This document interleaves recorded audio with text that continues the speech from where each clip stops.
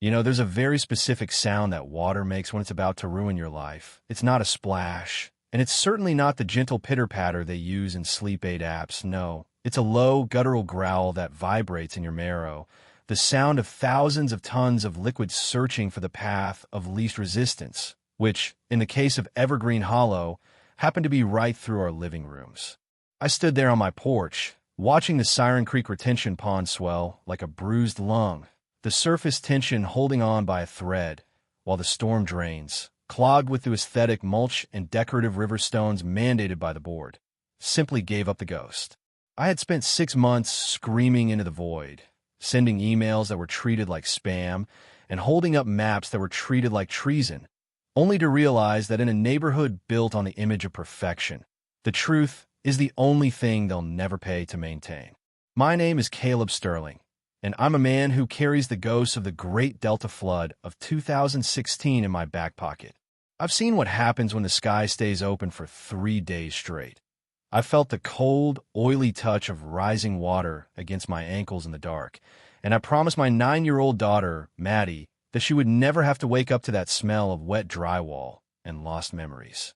We moved to Evergreen Hollow for the stability, for the quiet, and for the supposedly state-of-the-art drainage systems managed by the Preston Heights Homeowners Association. But as I watched the soil on the western ridge begin to saturate, turning from solid ground into a slurry of potential tragedy, I realized I hadn't moved into a sanctuary.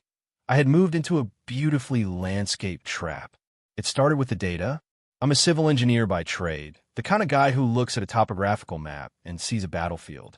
I noticed the retention basin was under-engineered by at least 30% for the current climate cycles. I saw the main arterial culverts being choked by autumn debris that the HOA refused to clear because it disturbed the naturalistic look of the parkway. I didn't just complain, I brought receipts. I compiled a 40-page GIS risk assessment, complete with drone photography and flow rate simulations, and I sent it to the Preston Heights board. The response?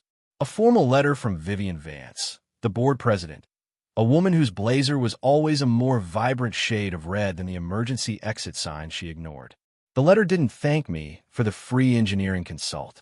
Instead, it warned me against using alarmist language that could negatively impact the valuation of the Stonebridge sector. They didn't want to fix the drains. They wanted me to stop talking about them.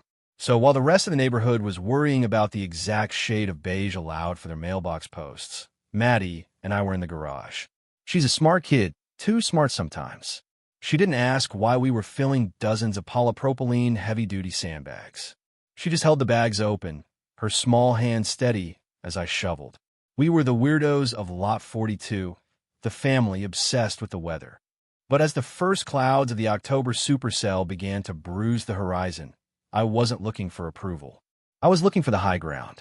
The tension in Evergreen Hollow didn't just come from the clouds. It came from the silence of the people in charge. At the final HOA meeting before the sky broke, I stood up in the Lincoln Community Hall, my hands shaking with a mix of caffeine and genuine terror. I tried to show them the soil saturation indices. I tried to explain that the blue slip clay beneath our foundations was becoming a lubricant. Vivian Vance didn't even let me finish my third slide.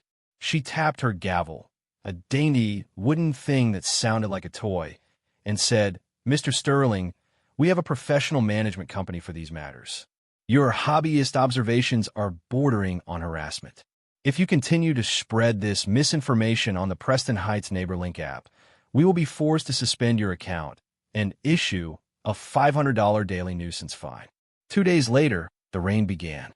It wasn't a storm, it was a sky collapse. By hour 6, the Siren Creek Pond was no longer a pond. It was a lake. By hour 12, the decorative stones in the culverts had become projectiles, clogging the few remaining outlets. I went out in my yellow slicker, hauling my sandbags to the edge of my property, trying to create a diversion for the water that was already beginning to sheet across the asphalt of Magnolia Drive. I was halfway through stacking the fourth row when a white security SUV pulled up. It was Officer Higgins, the HOA's private enforcement. He rolled down his window, looking at my sandbags like they were bags of radioactive waste. "Caleb, I got a call from Vivian. She says these bags are a violation of the community aesthetic code. You're creating an eyesore, man. You got to tame him down, or I got to write the ticket. I looked at him, the rain cascading off my hood, and then I looked at the ridge behind him where a small stream was already turning into a chocolate-colored torrent. Higgins, I said, my voice low and dangerous, in about 3 hours, the only aesthetic in this neighborhood is going to be early Atlantic Ocean. Tell Vivian she can send a fine to my gallows. He drove off, but the damage was done. They had successfully turned the community against the only person holding a life jacket. I retreated inside, grabbed Maddie, and we moved our go bags to the second floor. I did one last thing. I took my entire digital risk archive, every email, every photo of the clogged drains, every ignored warning, and I uploaded it to a cloud server, CCNG, the State Emergency Management Agency, and a contact at the Metropolis Gazette. If we were going down, the paper trail was going to stay afloat. Then the world broke. A sound like a freight train hit the house. The Western Ridge had finally surrendered. A massive mudslide slammed into the Stonebridge sector, and within minutes, the perfectly managed drainage system turned into a reverse fountain. Water didn't just come from the sky. It erupted from the toilets, the sinks, and the floorboards. The power flickered and died, leaving us in a watery tomb of our own making. I grabbed Maddie, tucked her under my arm, and we climbed the folding stairs into the Crestview attic.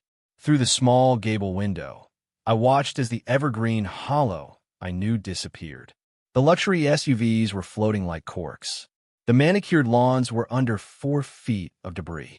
And there, clinging to the railing of her second-floor balcony, just 3 houses down, was Vivian Vance, screaming into the dark, her golden-trimmed clipboard nowhere to be found. The rescue came not from the HOA's vetted contractors, but from the National Guard and FEMA, who arrived in flat-bottomed boats and heavy-duty trucks. But here's the kicker, the part that felt like a cold glass of justice. The rescue pilots weren't flying blind. They were using the Sterling grid data. They had received my emergency upload, and they were navigating the submerged streets using the exact coordinates of the highest risks I had mapped out months ago. As they pulled Maddie and me into the boat, the sergeant looked at me and yelled over the roar of the rain. "You the guy who sent the GIS maps? You're the reason we didn't lose the whole lower block. We knew exactly where the culverts would blow." I didn't feel like a hero. I felt like a man who had been forced to watch a slow-motion car crash he tried to stop.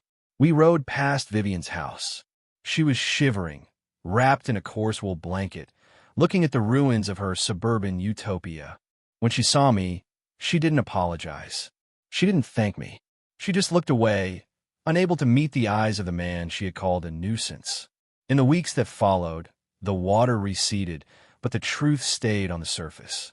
The Metropolis Gazette ran a front-page exposé titled "The Price of Pretty," using my archived emails as the backbone of the story. It turned out the Preston Heights HOA hadn't just ignored my warnings. They had actively diverted funds meant for drainage maintenance into social committee events and a brand-new marble-topped reception desk for the Vance Clubhouse. The lawsuits hit like a second flood.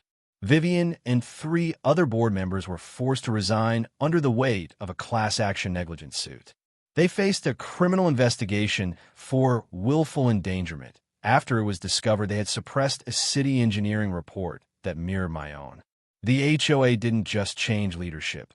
It was completely dismantled and rebuilt as the Evergreen Recovery Council, a transparent, resident-led body where safety was finally given more weight than the color of a fence. Today, we still live in Evergreen Hollow, but it's a different place. The Siren Creek Pond has been expanded into a massive, multi-tiered bioswale. There are water-level sensors on every corner, and the aesthetic mulch has been replaced with deep-rooted native grasses that actually hold the earth together. Maddie is 10 now, and she still helps me check the drains every time it drizzles. She calls it our legacy walk. The most satisfying part? At the entrance of a neighborhood, where there used to be a sign boasting about elite living, there is now a simple, sturdy stone marker.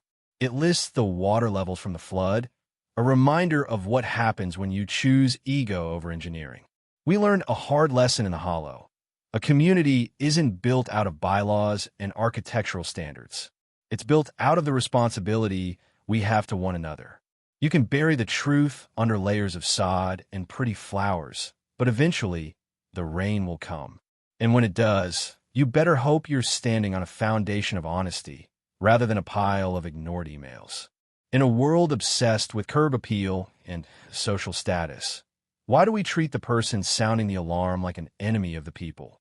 At what point does an HOA's right to maintain property values become a criminal conspiracy against public safety? And finally, if you knew your neighbor was right, but listening to them would cost you money today, would you have the courage to listen anyway?